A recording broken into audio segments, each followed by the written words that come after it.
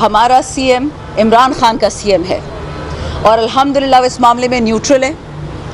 وہ دونوں سائیڈ کی فریقین کے سوچ رہا ہے. لیکن مزے کی بات ہے کہ یہ بھی سی ایم کو ذرا محتاط ہونا پڑے گا کہ جو اس چور، اس ڈاکو، اس غنڈے، اس منگل باغ کے ساتھ کھڑے ہیں، یہ وہی لوگ ہیں جو سیاسی قوتوں سے مل کے علی امین کے خلاف عدم اعتماد لے کے آ رہے ہیں.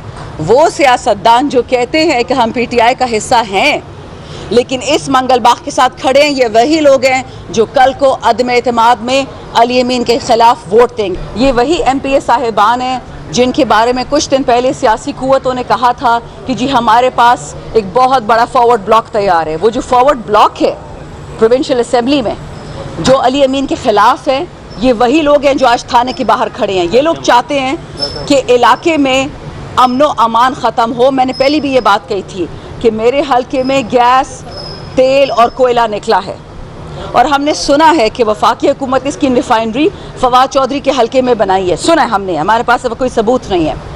جس طرح ہماری بجلی، ہمارا گیس ابھی بھی جا رہا ہے باقی صوبوں میں 18ویں ترمیم کے باوجود. یہ گندی گیم اس لیے سٹارٹ ہوئی ہے، یہ سیاسی گیم نہیں ہے، اسٹیبلشمنٹ کی گیم ہے کہ جہاں پہ معدنیات اور ذخائر ہوتے ہیں پہلے وہاں پہ اس طرح کی بدنظمی آتی ہے پولیس کے تھرو، پھر دہشت گرد آتے ہیں، جی ہم بہت بڑے مسلمان ہیں ہم علاقہ ٹھیک کر دیں گے، پھر فوج آ جاتی ہے، پھر وہاں پہ باڑے لگ جاتی ہیں. پھر جس طرح بکاخیل سے لوگوں کو بھگانے کی کوشش کی ہے، جس طرح پڑچینار سے لوگوں کو ہٹایا، باجوڑ میں ہمارے اے این پی کے بھائی کا ان کو قتال کر دیا، اس کو شہید کر دیا ہے. اب ان کی گندی نظریں میرے حلقے پہ، میرے وسائل پہ، میرے صوبے کے اور میرے خیبر پختونخوا اور میرے حلقے کے اس پہ ہیں. تو یہ یاد رکھیں اس کے پیچھے بہت بڑے لوگ ہیں، بہت بڑی بڑی گیمز. ورنہ ایس ایچ او، ایک ایس ایچ او جو عورتوں پہ ہاتھ اٹھاتا ہے، جس کو مزہ آتا ہے بچوں کو، 15 سال کے بچوں کو چوکیوں میں بند کر رہا ہے. کیوں بند کر رہا ہے؟ ان کو برہنہ کر کے مار رہا ہے.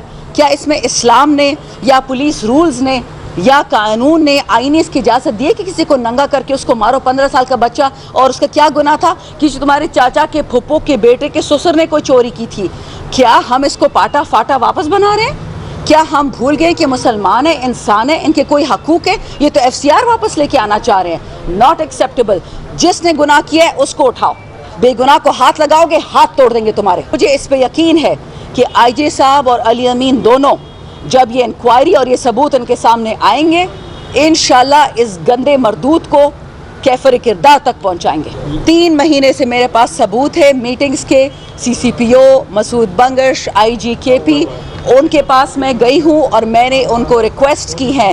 میرے پاس ثبوت ہے کہ میں 3 مہینے سے اپنی آواز کے لیے اٹھا رہی ہوں، اپنے حلقے کے لیے آواز اٹھا رہی ہوں. یہ بھینسوں کا چکر، یہ پتہ نہیں کس کی خیالی پلاؤ. جو بھی ایم پی اے خیبر پختونخوا کا یا جو بھی اپنے آپ کو پی ٹی آئی کا ورکر کہتا ہے اور اس منگل باغ کے ساتھ کھڑا ہوا، یہ آپ کے پاس پہلی نشانی آ گئی، پہلا رزلٹ آ گیا کہ یہ علی امین کے خلاف بکیں گے. پہلا تو یہ میں نے کہہ دیا. ٹھیک، دوسری بات، جو بھی بکے گا وہ عمران خان ہی نہیں ہو سکتا. ہم نے پہلے بھی 20 ایم پی ایس کو نکالا تھا پی ٹی آئی سے، اسی طرح جہانگیر ترین اور علیم خان کو نکالا تھا چینی چوری پہ، زمین کی چوری پہ. جو چوری کرے گا وہ پی ٹی آئی کا حصہ نہیں ہوگا. جو علی امین کے خلاف جائے گا، خان کے آرڈرز کے خلاف جائے گا، سینٹ میں چوری کرے گا. ہم پہلے بھی بہت کو نکال چکے ہیں، وہ بھی فیڈرل منسٹرز ہیں. یہ مبارک زیب، یہ دوسرا عتیزہ گچھی، یہ سارے بیٹھ گئے اس وقت نون لیگ میں منسٹرز بن گئے. تو ٹھیک ہے، چوری کا رزلٹ ملے گا تو صحیح. اسٹیبلشمنٹ تو کبھی بھی کسی شریف آدمی کو وزیر اعظم نہیں بناتی ہے. وہ تو ان سے غلطی ہو گئی کہ عمران خان پتہ نہیں کیسے آ گیا. یہ تو ان کی واحد اور پہلی غلطی تھی. ورنہ گلا کس نے گھوٹا تھا فاطمہ جناح کا؟ بی بی بے نظیر بھٹو کو کس نے شہید کیا تھا؟ بھٹو صاحب کو کس نے شہید کیا تھا؟ لیاقت علی خان کو کس نے شہید کیا تھا؟ قائد اعظم کو کس نے شہید کیا تھا؟ یہ پرانی گیمیں، ایک جان نہیں 100 جانیں چلی جائیں، پاکستان کو کچھ نہ ہو.